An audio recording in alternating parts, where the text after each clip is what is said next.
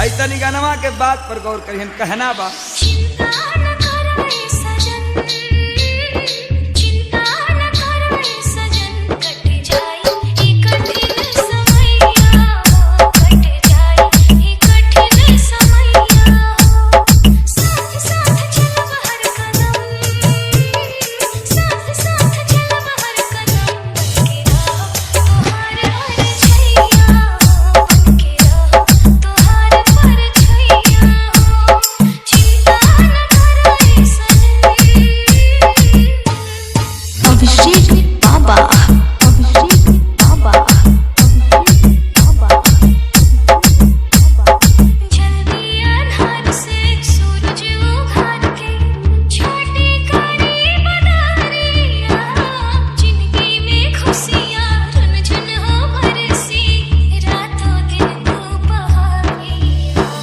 थोड़े दिन के बाद बा सजन, थोड़े दिन के बाद बा सजन, जाके फिर से ई घर अंगनैया हो, जाके फिर से ई घर अंगनैया हो। चिंता न करे सजन।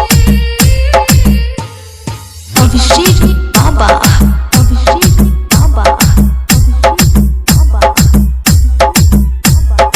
अखियाँ में गजरा, केसिया में गजरा, तू ही सुरहो सिंगारा, नजरी के सोझा रहा तू हमरे सैया तो पहारा।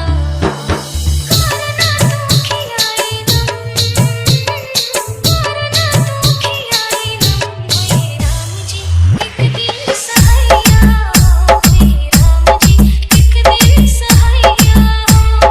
चिंता न करे सजन।